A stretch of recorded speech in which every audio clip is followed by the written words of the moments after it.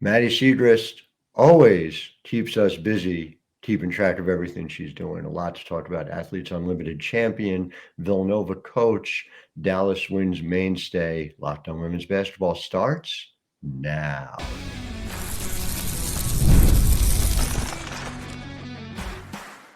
You are Locked On Women's Basketball, your daily podcast on women's basketball. Part of the Locked On Podcast Network, your team every day. Hi, everyone, and welcome to Locked On Women's Basketball. I'm your host, Howard Megdal, and I want to thank you for making us your first listen every day. Over 300,000 views showed up in February alone, the way we show up for you. I'm saying 6 days a week, but it's going to be more than that. We've got people fanning out all over the country for conference tournaments, for the NCAA tournament, right on through the national title game. So make sure you subscribe on YouTube to Locked On Women's Basketball, and make sure you subscribe to The Next, where we cover this over 100 reported pieces every single month on the past, present, and future of women's basketball. It's $9 a month, $72 a year. The money all goes to the staffers who are bringing you this work, and we make sure it goes right into your inbox, so you have an easy access to the newsroom for women's basketball we have always needed, thenexthoops.com. And I didn't go back and count, but I can't even imagine how many stories we have written about Maddy Siegrist, today's guest, who I don't know where you start. There's Athletes Unlimited, there's Villanova, there's everything that's going on with the Wings. It's exhausting just to catalog everything you're doing. How do you manage to find the breather within doing everything year round without having a break? Well, first, thanks for having me. I'm so happy to be back on the show. I Sure. appreciate everything you guys do. But definitely time management. I think, like a lot of players, I think Angel Reese always says that you got 24 hours in your day, you got to maximize it. So just trying to maximize everything and, take advantage of all the opportunities. Athletes Unlimited has numerous WNBA players. It has talent up and down the lineups every single week.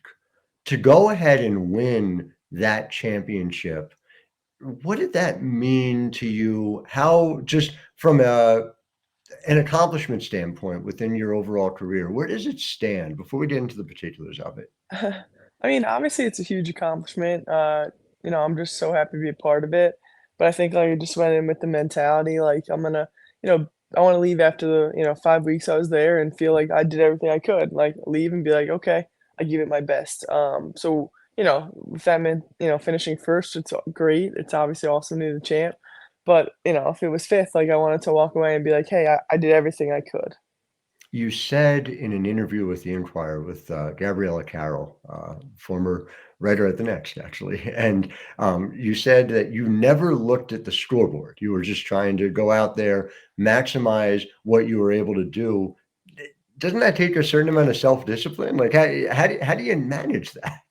Well, I think playing last year it helped definitely because like at first you look at like last year I remember looking at the board I didn't even get how it worked and then you're missing a shot and you're thinking you foul like oh what is that minus but for me this year I just went in like obviously at the end of each week if you're a captain you know where you kind of stand Mhm. but just like during the games I'm like don't look at that like we're not going to look at that you're going to look at the quarter wins you're going to try to win the quarters and play the best you can because like sometimes you start off 0 for 5 and it's like all right, what are you gonna be minus 50? Like, no, that's not how I don't wanna be like thinking that way. I wanna be thinking like, what's the best, thing for my team right now? How am I gonna, help my teammates? Is that, getting rebounds, is that taking the next available shot?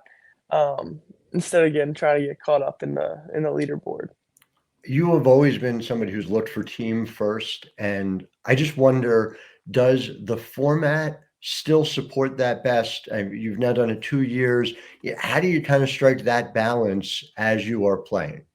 Well, I think winning the quarters in the games is the most important thing you could do Mhm. because you could have all the stat points in the world, but if you're not winning, you're not gonna be in that top few, at least at the end of the 4 weeks. Maybe for a week you could sustain it, but realistically, you have to be able to win. So I think like that automatically puts everyone like common goal because like Mhm. you're trying to win the quarter. So if you're just playing for the stats, you're not going to win the quarters. You'll finish high, but not that high. So I think that makes the shift to, like, team basketball because if you're winning, which everyone wants to win, it benefits everyone. So usually, like, you're gonna feed the hot hand.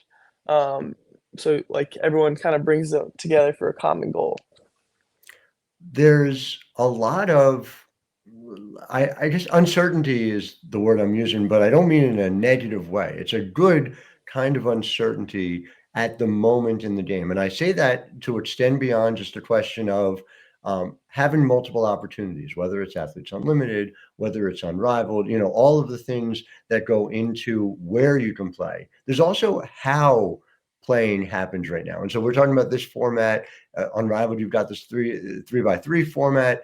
There's a lot of different ways to be thinking about playing basketball right now. Have you kind of re-examined your own assumptions when it comes to that? Because, again, as you're coming up through the basketball system, it's 5 on 5. It's like a very specific Yeah. set of things. And I'm just wondering, has your thinking changed about what's best? What do you like the most? Yeah, I mean, I think for me, like, I'm, definitely early in my pro career, so it's just playing. Obviously, a lot of times that yes, you wanna train, there's things you wanna train, but playing is, the best way to get better and continue to get more comfortable. So looking at my off season, I was kinda strategic this year and knowing that, okay, I wanted to be able to take time to rest my body and train. I also, had an opportunity to play USA 3-on-3, in, Puerto Rico, so that was great. And then, a few months later, I had AU as an opportunity. So just kind of strategic in how I was planning it out, making sure I was able to, obviously get a lot of reps in, play and train, but also take that time for, recovery to really like be disciplined in my off season and, take advantage of my opportunities at Villanova for, when the basketball, stops bouncing one day.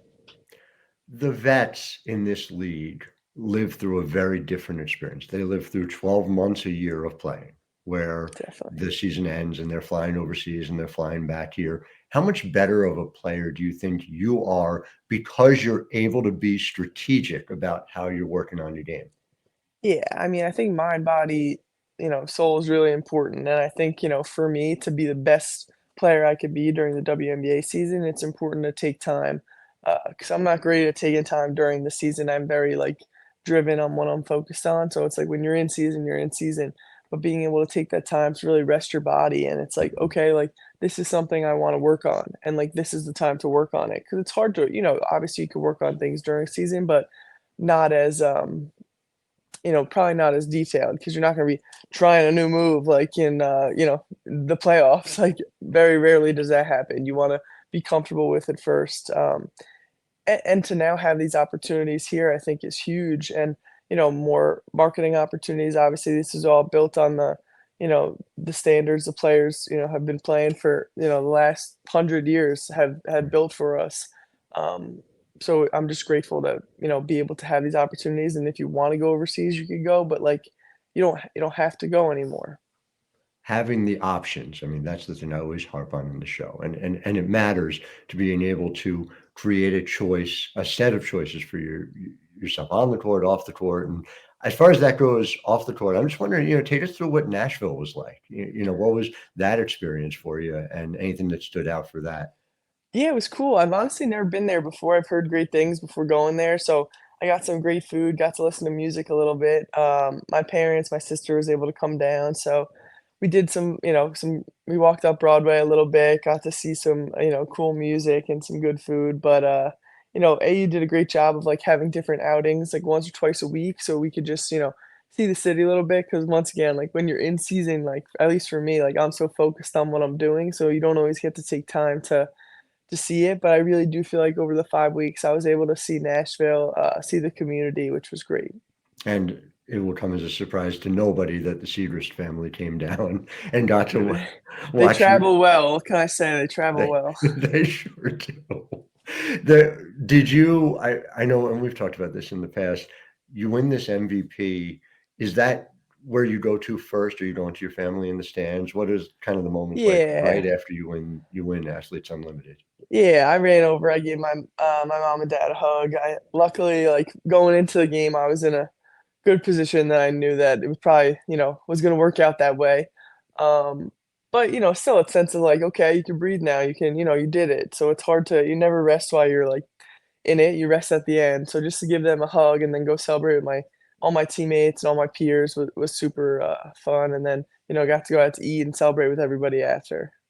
I love every bit of that obviously dovetails with so many things you've done in your career. I want to talk about what's ahead as well, and we're going to circle back to Villanova, past and future in segment 3. Lots more to come with Maddy Siegrist. I'm Howard Megdal. You're listening to Locked On Women's Basketball. Locked On Women's Basketball is brought to you by Skims for Men. When I found out Skims was making underwear for men, I was intrigued. I've so often been called the Kardashian of women's basketball. So getting the opportunity to try Skims, knowing about their quality from friends and family, it lives up to the hype. I tried the boxer brief. It works really well with an active lifestyle, whether I'm working out or I'm just doing something socially. Skims boxer brief really works, stays in place all day. I cannot recommend it highly enough. Go to Skims Men's section over at skims.com/lockedonnba, or check out that section in the Skims store. Let them know that we sent you. After you place your order, select podcast in the survey and select our show in the drop-down menu that follows. Again, skims.com now with Skims underwear for men.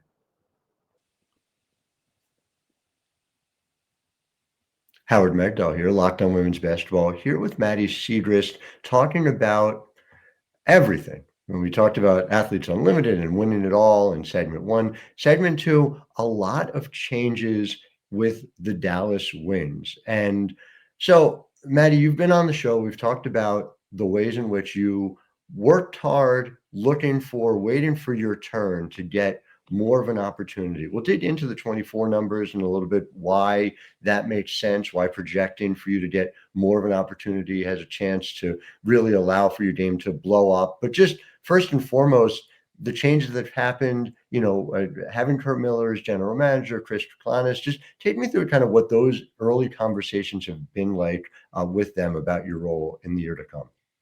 Well, first, I think it was a crazy free agency for everybody, especially with all the new hires and all the movement. So I'm sure to be a fan right now is super exciting. I'm sure a lot of fans are really happy they got some great players. I'm sure they're sad to see some great players go. So Mhm. just a testament to our game, for sure. But I'm super excited. I think we got a great new vibe that it seems you could just feel it. I knew Kurt a little bit just from interviews when he was at LA, coming through the draft process, and then Chris I've gotten to know obviously the last 2 months or so, and he seems great. I got to meet him for the first time during Athletes Unlimited, so I'm super excited. I think we got a lot of great pieces, a lot of great players that I can't wait to play with. They're hard to play against, so I'm glad I'll get to be teammates with them. But for me, I think every year you want your role to grow. So whatever that means, but I think just trying to build on, the confidence I've had during Athletes Unlimited and USA, and just being able to build on that and, take on whatever role is needed. The thing that stood out for me about your game at Villanova was this level of confidence that you brought to it, and that you always were fully confident in the shot you needed to take at that time.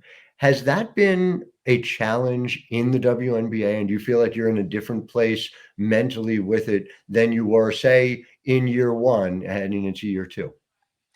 I think, like, from year 1 to year 2, I definitely had a shift in mindset. I think, Mhm, like, you know, for all rookies, it's definitely an adjustment, and, you just finished college, and now you're going into a totally new environment. So I kinda feel like I was like, "Okay, like, let me just see what this is all about," like, kinda take a back seat, and then I feel like, from year 2, it was more like, I'm supposed to be here. I'm here for a reason. Like, you take pride in what you do, and in the preparation is where that confidence comes from. So kind of having that, like, I'd rather, go for three and take three great shots that my teammates got me than, maybe not take those. And I think like mhm. that was kind of a shift in my mindset, and knowing that, I pride myself on efficiency, on the offensive side, and it's like, how many times, at Villanova or at you start 0 for 5 and you make your next 5 or 6, and it's just knowing that, I think has really shifted for me, and like knowing like, it's a matter of when and not if. Like things are always going to turn. So I think that has brought more positive like outlook for me. Like and that has just given me more confidence. Plus,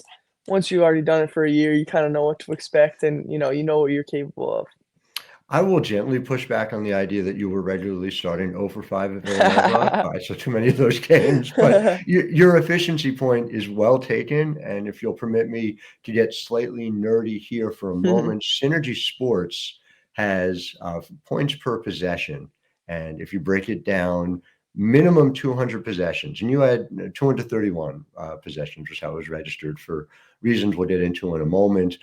You were 9th in the entire league in points per possession. That's overall. Your efficiency number in terms of offense was just between Kelsey Mitchell and Nneka Ogwumike, ahead of such players as Taylor McBride, Sacha Sabali, Nafisa Collier. So you're already producing at a level that is elite. Now it's more a question of getting more reps.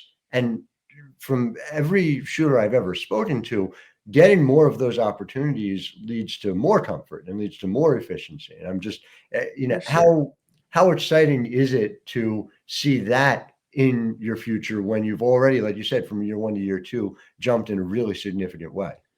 Yeah, I mean, I think it's so exciting, and obviously, you just want to be, the best player you could be. So, you know what? Everyone's journey is different, everyone's role is different, but being able to see that and being able to like actually do it this year was great. Like for me, before, obviously, like you face injuries, you face adversity. There's always things you can't control, but like to be able to produce at a high level when you're getting more of an opportunity, when you're starting those games, when you're getting 10, 15 looks, that was huge for me. And I think just knowing that, like you'll always have that, and you could always lean on that and be like, "No, no," like, when I was able to do it, and I think just for yourself, it's a sense of, like, comfort and, your teammates, the more opportunities you get, like, the more comfortable you guys are out there playing, like, the more games you're probably gonna win.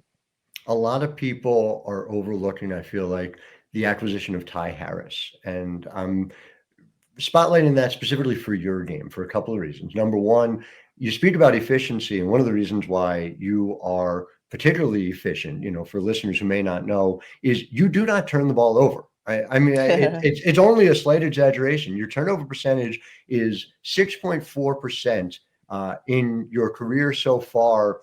Elena Deldon was 6.5%, and by far is the all-time WNBA leader. So to do that in years 1 and 2, when the game is supposed to be at its fastest for you, is just a ridiculous accomplishment. But you're also doing it at a time where a lot of times you had to create your own shot, that the point guard position was very much one that was in flux in Dallas last year, something that the Winds were very upfront about wanting to fix this past offseason. This firsthand from being able to play with elite point guards. How important is that to your overall offensive game to be able to pair with Ty Harris in this way? I mean, I think it's so, so important. I was honestly very bummed during AU. I didn't get to play with Ty at all. She kept, we both were in the top 4 so many weeks, and I'm like, Ty, I mean, at least we're gonna be teammates in, 3 weeks from now. But I'm so excited. I think she's a great point guard. Obviously, she's a great overall player, defensively, offensively. She's a great, she can score the ball. She can get people great looks. So I'm excited for that. And I think, like, obviously to have somebody who's experienced in that position and the better looks you get for each other. You see the way, great teams are able to move the ball and everyone gets open looks and, everyone's feeling good. So I think, we're very much going to have that in Dallas.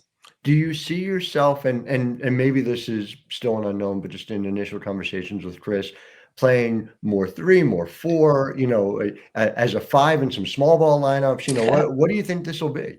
Yeah, I think obviously versatility is huge. It seems like, we haven't had a ton of X and O's conversation, but just based on Mhm. the personnel, it looks like we got a lot of people who could play a lot of different positions well. So, fortunately, like I've played in a motion and, 5 out, 4 out, 1 in system a lot of my career. So that's something, been able to thrive in. So whatever they need me to do, I'm going to do it. If you need me to be, you know, 2, 3. I mean, if you want me to bring the ball up, I can. I won't turn it over, I promise. Just probably won't. I'm not going between my legs 8 times. It'll just be a shuffle dribble.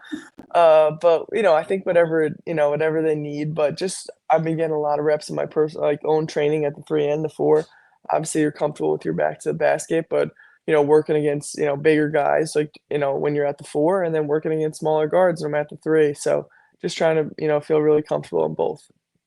Really excited to see what this all looks like. But yeah, the bigger role for you, I'm just gonna leave folks before we get out of this segment. You were 55.5% from 2 last year. You were 8th in the WNBA in 2-point field goal percentage. Again, doing this in an offense that did not necessarily have, I mean, there's so many injuries, there's so many ups and downs. You missed 2 months with the broken finger. I mean, you put all that together, it's almost impossible to put a ceiling on it. But when you sort of look at what those goals are, do you have some numerical goals in mind for year 3? Uh, I mean, I think the most important thing is I wanna get to the playoffs for sure as a team, but I think for me, I just wanna continue to be efficient, and every year you want your role to grow, so I wanna grow, I wanna, continue to shoot a high percentage, but I wanna definitely add to my rebound total. I think, whatever it was last year, like, I wanna try to get 7 or 8 a game. I wanna be able to really, uh, be a threat, like a double-double threat almost every game for my team if that's what they need. It's going to be fascinating to see. Really excited for that WNBA trip ahead. We're going to come back, segment 3, talk about Villanova, a program you have a passing familiarity with, I would say. Howard Megdal Oh, here yeah. with Maddy Siegrist. You are listening to Locked On Women's Basketball. Back after this. Locked On Women's Basketball is brought to you by Wayfair. Now, your home should reflect your style, as you can see mine does. And with Wayfair, it's easier than ever to make that happen. Whether you're looking for a simple refresh or tackling a big home project, Wayfair has everything you need in one place. Wayfair's huge selection makes it easy to find the perfect piece, no matter your space or budget. From cozy furniture and stylish decor to kitchen essentials and outdoor must-haves, Wayfair has it all and at prices that fit your budget. My house has Wayfair in it, upstairs and down. We have found ways to make this place our own, and we have Wayfair to thank for it. You can too. Head over to wayfair.com and find something that's just your style today. That's WAYFAIR.com. Wayfair, every style, every home.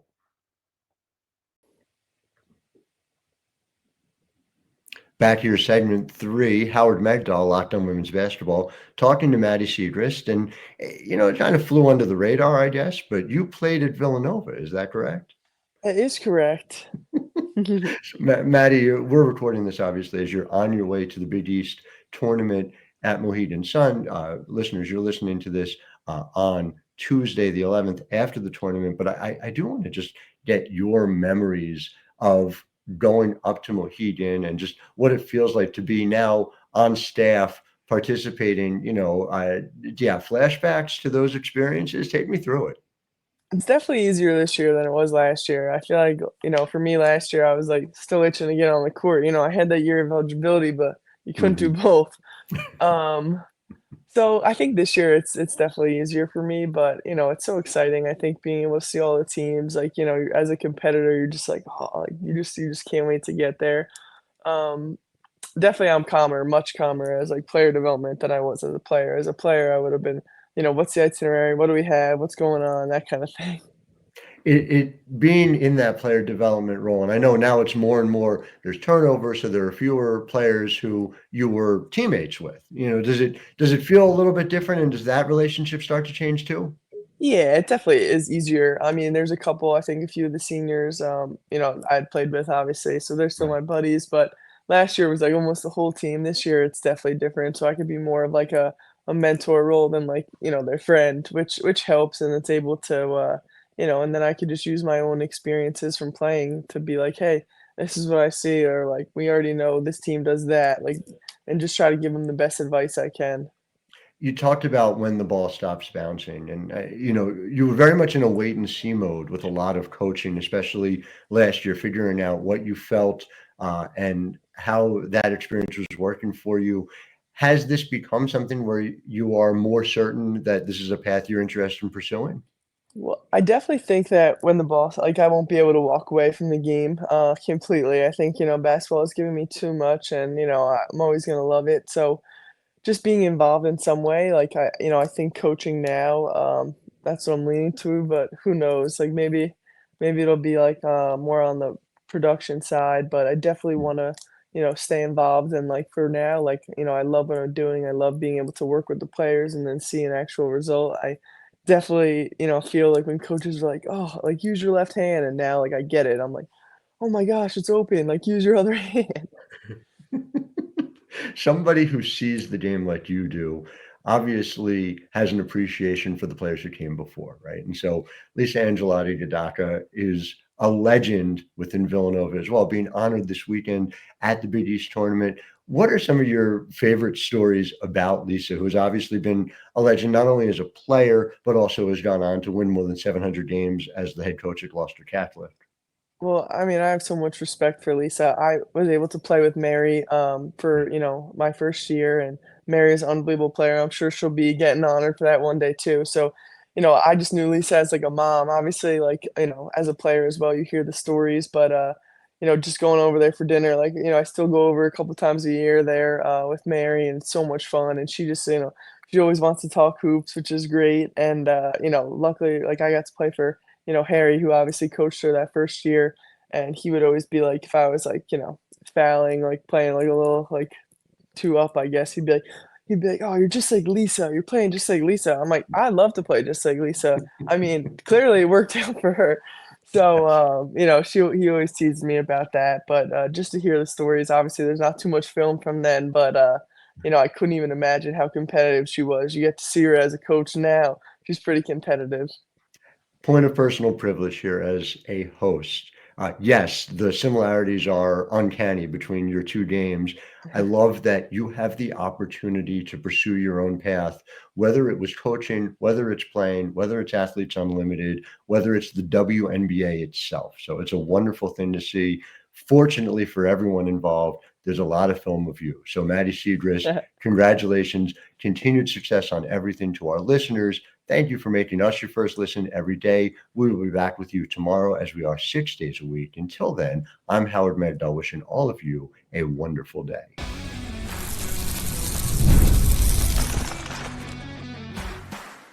You are Locked On Women's Basketball, your daily podcast on women's basketball. Part of the Locked On Podcast Network. Your team every day.